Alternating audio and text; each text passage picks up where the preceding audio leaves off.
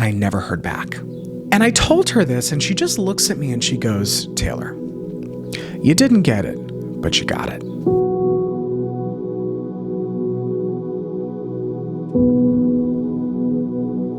Hello, you guys, and welcome back to the Taylor Nardone Podcast. If this is your first time tuning in, my name is Taylor Nardone. I am a speaker and a life coach based out in Boston, Massachusetts.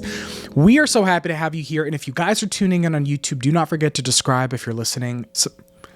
How about subscribe? Oh my gosh. If you are listening on Apple Podcasts, watching on Spotify, definitely hit us up on YouTube as well. I am so happy to have these episodes filmed, and I want to welcome you back. Got a little new shirt today. How are we feeling about this? But listen, we have a great episode today for you guys. And this one is all of them again. I always start like this. I always say they're all exciting, which they are. I don't know if you guys can hear the birds outside. That is so beautiful. The weather is weathering. This is the season anyways. But today's episode, I actually wanted to talk to you guys about something that happened to me that someone said to me a couple of years back. A very dear friend of mine who was a coach of mine as well, Michelle. She said something to me a few years back that I thought I have to make an entire episode about this. I have to dedicate an episode to this. So today's episode is called You Didn't Get It, But You Got It. So I'm gonna paint this picture for you guys because there's many different directions we're gonna head today with this. When I tell you that 2 years ago, when I heard this quote, things really started to shift in my mind internally in terms of my own personal faith, my trust in the unfolding, my trust in God.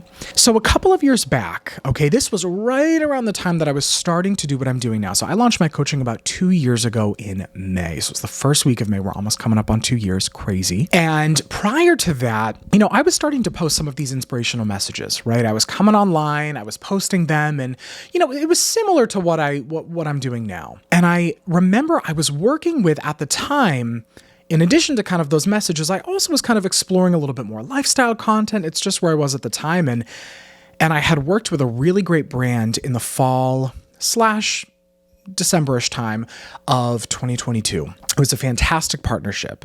23 comes around and we're still in touch, and they reach out to me again in, I think it was late March, early April. And they had pitched me for a year-long partnership with them. Now, let me tell you something.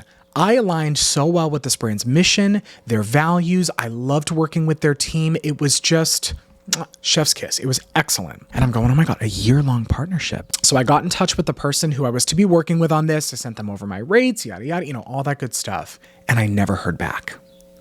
Now, this happens in the industry, right? It's okay. These things happen. And I was a little bummed about it. I'm going, oh man, that's a bummer. I was looking forward to that. But I remember I sat down with my coach at the time, Michelle J. Lamont, who I love Michelle, a very good friend of mine. And we were just catching up. I'd worked with her previous, that winter for a certain amount of time. And I told her this, and she just looks at me and she goes, Taylor, you didn't get it, but you got it. And I thought, wait a minute. The fact that I was selected, even initially, to show that I was a match for that they had looked at me and said, we want to work with you for the rest of this calendar year. That's going to be 8 months. That's how long we want to work with you for. That's how much we enjoyed working with you. That's the value we see in your content. Even if it didn't pan out, they had asked me. And in the moment, I had this realization. I'm going, wait a second. It's not about it landing in the way that we think it needs to be. Sometimes they're just breadcrumbs, golden nuggets that are walking us towards, again, a new destination. But why am I looking at, you know what? The entire deal didn't pan out, so therefore it's not a success. Why? What was my goalpost? What was my metric of success? The fact that they reached out in the first place? Are you kidding me? That felt like a sign from God to say, keep walking, keep walking, keep walking, keep walking. Boom, there it is. It's not this, but I just wanted to show you a little taste of what's to come. So when I tell you the past couple of years on this journey, and I'm an entrepreneur, I work for myself, right? I'm here as a content creator, right? Delivering these messages online and showing you guys my life and all the things, but I work as a life coach. I'm building a speaking career, all of the things. There have been so many times on this path where, it makes so much sense why that had to happen directly before I launched my coaching. It makes so much sense. That phrase in itself, that development of my faith and trust in the unfolding was so instrumental in my work as an entrepreneur, because there are so many things over the past few years that started to kind of pan out and then, something would fall through. Or you thought it was this, but it wasn't.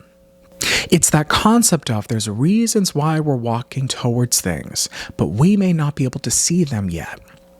And I want to invite you to think about that in your life. How many times have you had something that you thought was going to pan out, seemingly fall through, and you just wrote it off? And you took that disappointment, you took it as the truth. But it was such a multi-layered experience.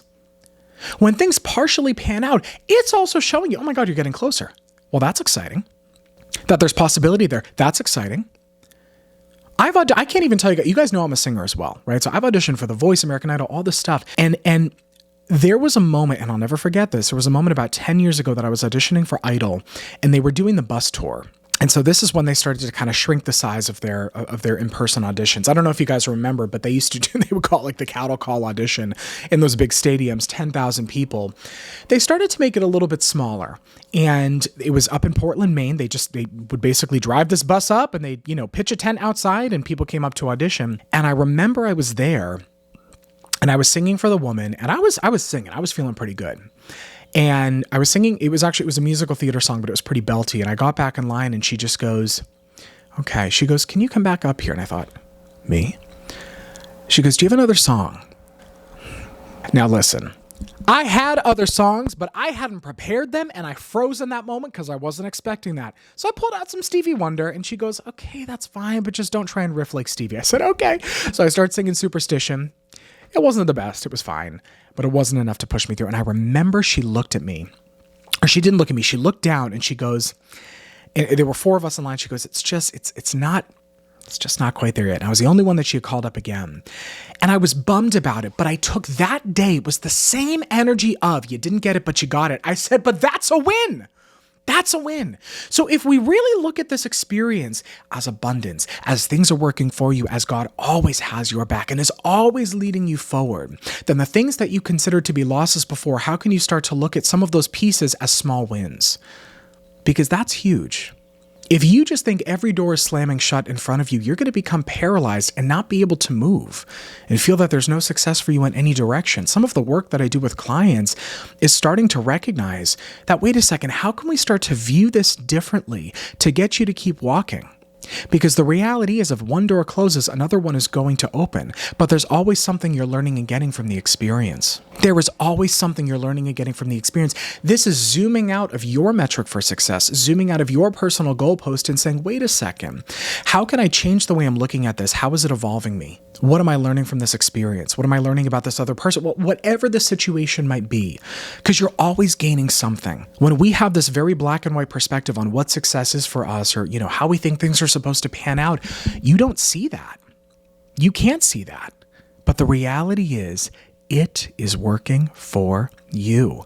That's the posture we need to walk with. Next month in the membership, we're talking about walking with the posture of victory. That's going to be our community call. I believe it's on May 14th. I'm going to put that down in the description below.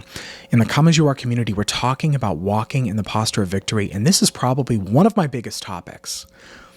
And what I've noticed about folks is when we talk about walking in your own personal faith, whether you're very spiritual, whether you follow a religion, whatever that might be for you, right? Walking with the posture of victory.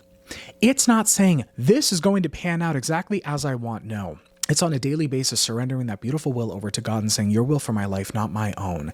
But trusting and saying that however you're maneuvering this right now is going to work for me in some capacity. There's lessons to learn, whether it's a pruning season, right? Not every season is a harvest season.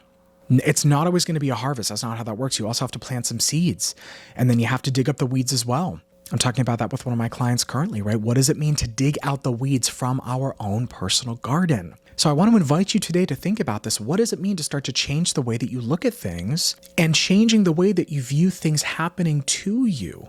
This doesn't mean everything. Guys, life is insane and it can be unbelievably traumatic. Why don't we start small? Let's look at the small things. The small things on a daily basis, right? Or even take a look back. Maybe those career-driven elements that you thought were going to pan out. But again, talking about the evidence, and I love talking about that evidence. How can you look back and say, actually, that was there to help me? How am I growing from this? How am I learning from this? You're always being developed. Always. And it's hard to do this for every situation. So let's not do that then. Just pick a few. Start small or take a look back. Maybe it is career-wise, right? Those things that you thought would pan out and say, well, wait a second. How did this protect me here? And how can I apply that notion of I didn't get it, but I got it to this beautiful life in front of me? Because I know that feeling of closed doors, right? Where it seems like everything is just shutting and shutting and shutting and shutting. But you know what? When you start to realize that there's a level of protection in that, a huge level of protection, you become even more grateful. I mean, you look around at the world, it's crazy out there, right? So if you're being kept from certain things, it's for good reason. Maybe God's keeping you in a little bubble right now. That's okay too. That's protection. You do that for someone that you love. So all is well. And we're going to add this to the list of embodying what it means to say and feel that all is well. Keep walking. Keep walking.